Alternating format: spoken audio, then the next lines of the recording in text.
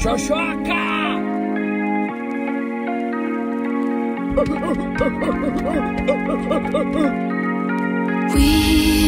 We watch the sun go down over the same old town, like so many times before. We look at the same old stars, battle the same old wars, like so many times before. And I know that we're not perfect. Că m-am enervat rău de tot și intro-ul fac undeva la final, că subiectul de astăzi era altul, cu totul și cu totul altul, dar am văzut o știre care m-a enervat foarte tare și n-am cum să nu vorbesc despre ea.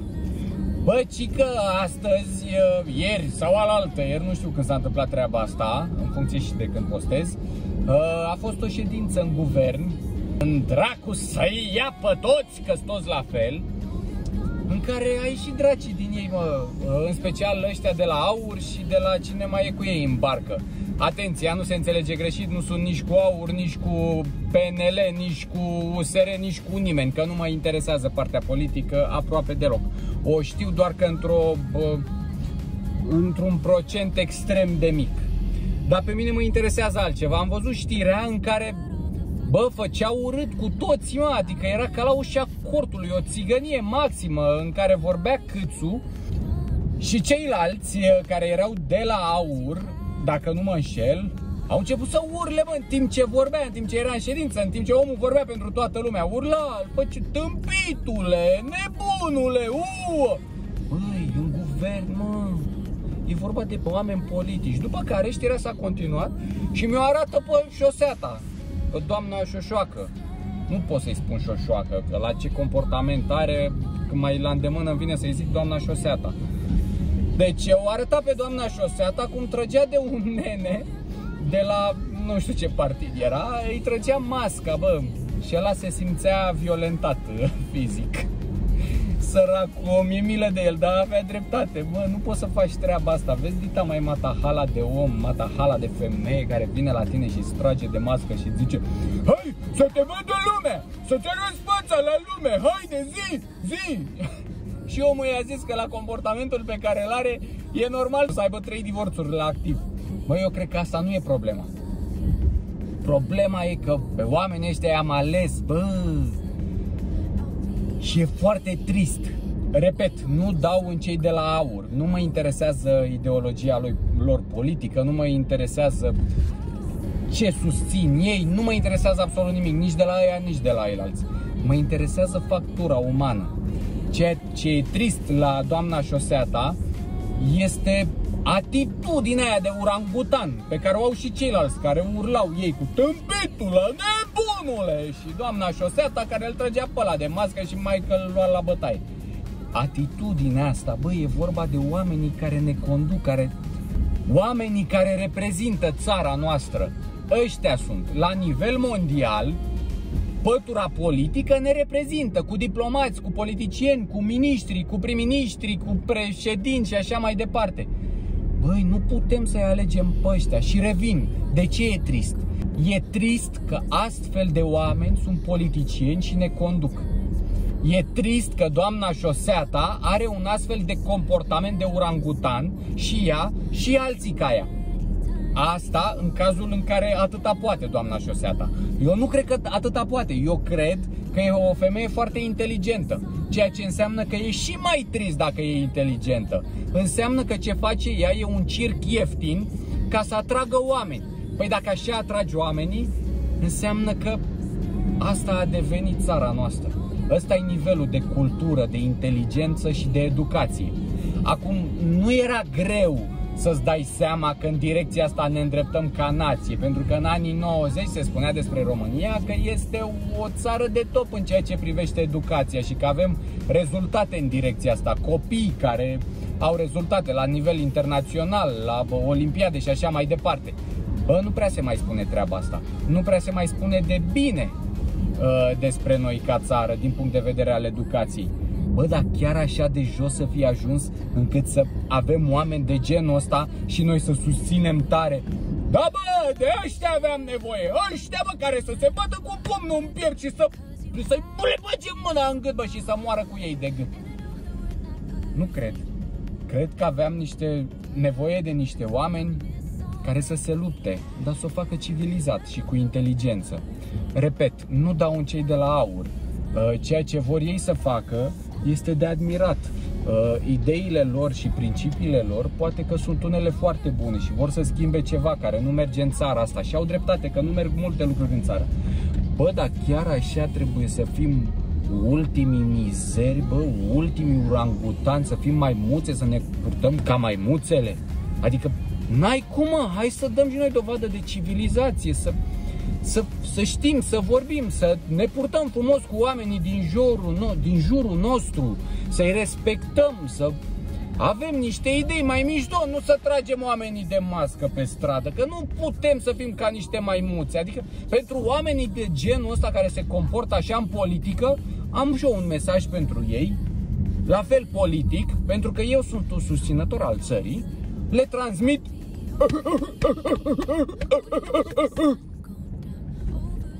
și sperăm că în felul ăsta se va schimba ceva în țară. Acum, asta a fost o scurtă paranteză care a durat jumătate din ediție, dar n-aveam cum. Bine, ideile mele vis-a-vis de treaba asta și ceea ce gândesc eu sunt mult mai multe și sunt mai ample. Doar că o să mă opresc aici, că poate nu vreți să vedeți așa ceva. Dacă vreți să vedeți așa ceva, o să spun mai multe pe canalul celălalt, pe Vrem să fim faimoși, unde o să vorbesc mai pe larg evenimentul ăsta și multe altele.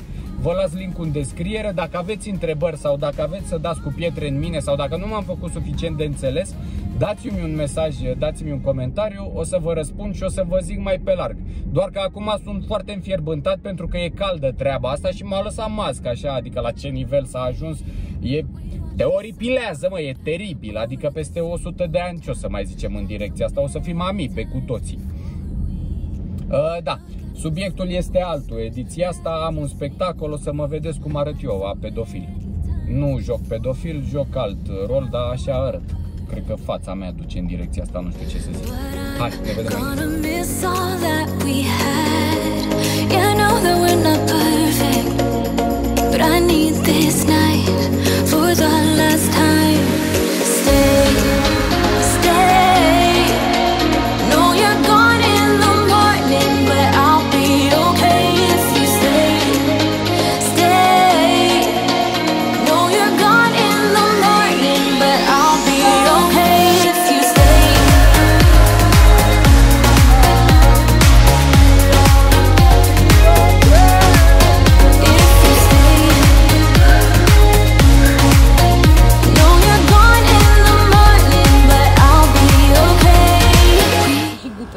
Dar nu vreau să-mi las cât să mă fac, dar să-mi las o bandă aici așa.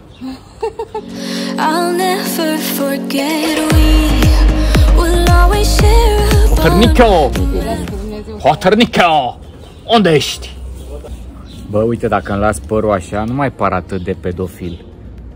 Par un pic femeie cu probleme hormonale. Nu mai scăpa de la corpul. Dacă ies pe stradă așa. Ești frumos. Băiatele, mama și bă pe mama guritale. Arăt? Fără doar și poate. Fără doar și poate. Da. Jana Forever, ce-mi scrie? Nu faci o Hai că oprim video aici, că mi-e și mie rușine de mine în ce hal arăt, că n-am avut niciodată cioc și mustață. Arăt ca un mic pedofil, ce-i drept. Am un spectacol aici, o să vă las niște cadre din spectacol să vedeți de ce arăt așa și cu codițele alea, pentru că îl joc pe Dracula. Nu Dracula, pe Dracu, ăla e alt spectacol cu Dracula. Pe de altă parte, la cum arăt așa și cu freza asta, nu m-ar supăra dacă mi-ați da un comentariu să-mi ziceți dacă e ok sau dacă să-mi dau foc la păr și la barbă, la felul cum arăt. Dar eu cred că arăt bine.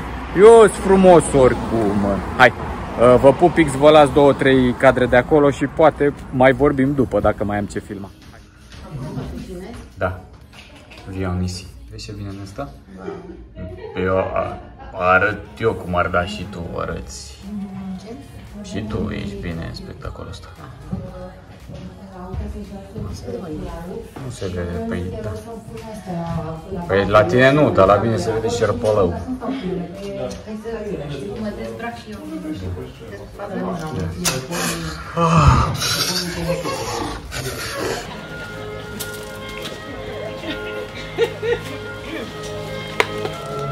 Nu se văd cu acuratețe de 100% la radiografie. N-are sens să batem drumul. Aș vrea să-l omor pe ăsta. Ei, dar ce s-a întâmplat? Cum se face așa ceva? Mă scuzați? Alo? Cine e? Belzi!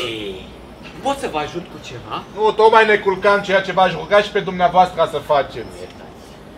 The devil is a gentleman. Hell is empty and all the devils are here. No man means evil but the devil, and we shall know him by his horns.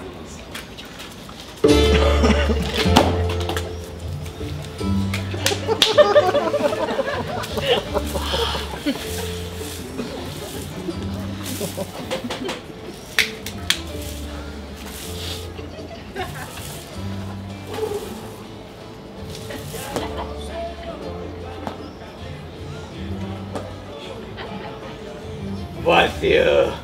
Apocados del Coraceña. Sí, un poquito. Auziți, sigur nu vrea să sunăm pe cineva să vină să vă ia. No. En esta perioda del año, muchos son partidos. Tai, tai. Tai, tai. Iubite, n-aveți să vină să vă ia? Ay, mi amor. Ay, mi linda. Mejor, mucho más tarde. E bine, mă stau de da. Perdonami ragazzi, siete qua? Da, imediat! Vieni un po'! Treci, dragă, treci. Imediat, da. Voglio parlare con voi! Si, claro, si.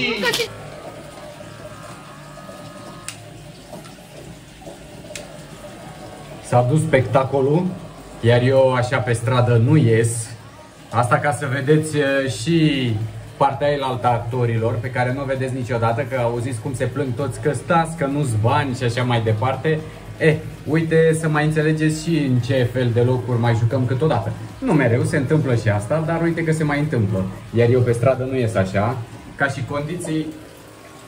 Asta se aude, de-aia auziți voi gălăgie, că merge un WC lângă mine. Ce ziceți acum? Altă față, același WC. Acum, dacă tot m-ați văzut și cu barbă și fără barbă și cu cioc din ăla pedofilic, ați putea să dați și voi un comentariu să-mi ziceți cum credeți voi că îmi stă mai bine. Atenție, nu accept comentarii răutăcioase de la băieței, că pe mine nu mă interesează băieții, așa că dacă scrieți mizerile, scrieți degeaba, că nu mă uit. Ca și concluzie, de final, am terminat spectacolul, am uitat și de domnișoara șoseată, dar nicio problemă, intrați pe canalul Vrem să fim faimoși, vă las link în descriere, nu uitați asta, intrați acolo și o să vorbim mai pe larg subiectul ăsta. Până atunci puteți să dați un comentariu să spuneți care este părerea voastră despre domnișoara șoseată, despre aur, despre politică, despre ce credeți voi, dacă am zis eu ceva greșit, dacă n-am zis greșit. Atenție, ce am spus eu a fost la cald atunci.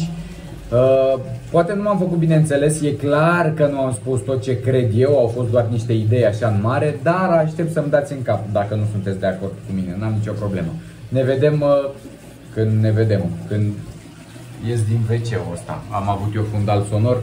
Bine!